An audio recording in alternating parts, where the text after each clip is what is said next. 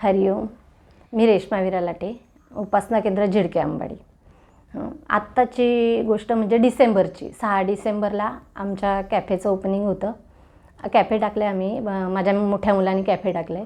पण ते पण आम्ही थोडेसे म्हणजे अशा अडचणीतूनच दागदागिने सगळे घाण टाकून ना कॅफे ओपन केले. त्या ओपनिंगला 6 डिसेंबरला ओपनिंग होतं आणि माझ्याकडं काहीच दागिने नव्हते राहिलेले.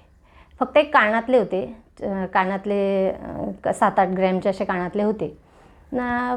कॅफेच्या ओपनिंगला सकाळी आम्ही आलो. बापूंचं सकाळी पादुका पूजन तिथे केलं आणि नंतर पूजा होती, याची कॅफेच्या ओपनिंगची पूजा होती.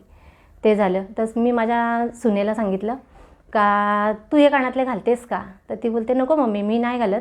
तर मग मी बोलले मी पण नाही घालत. एक काम कर, तू घरी चालली असना तर हे घेऊन जा. 5च मिनटात आमचं घर आहे, 5 मिनटाच्या अंतरावर कॅफेपासनं.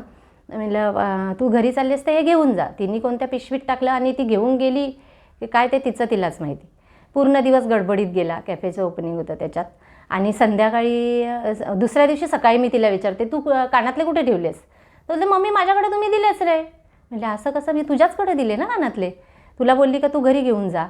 तर बोलते नाही माझ्याकडे दिले. एक काम करा, तुमचं कपाट शोधा, माझं कपाट शोधा, सगळ्या पिशव्या आहेत तेवढ्या सगळ्या शोधा. 7-8 ग्रॅमचे कानातले होते. मला तर टेन्शनच आलेलं. पण आपण जशी बापू जशी आपली परीक्षा करतात, आपण पण कधीतरी चुकून हे करायला नाही पाहिजे खरं म्हणजे. पण माझ्याकडून पण झालं. मी बापूंना बोलून गेली पटकन. बापू बोलले आज जर माझ्या कानातले सापडले ना तर मी उद्याला म्हणजे 7 तारखेला मी बोलले हा असं बापूंना. बापू 8 तारखेला ब्लड डोनेटचा कार्यक्रम होता कुडूसला. तर मी सांगितलं बापू जर आज माझ्या कानातले सापडले ना तर मी उद्या ब्लड डोनेटला येईन, नाही तर येणार नाही. आणि थोड्या वेळाने ती रांगोळ्या काढायला जे कलर वगैरे नेले होते त्या पिशवीमध्ये ती डब्बी आम्हाला सापडली. हरिओम. दुसऱ्या दिवशी मी बापूंच्या ब्लड डोनेटला गेले.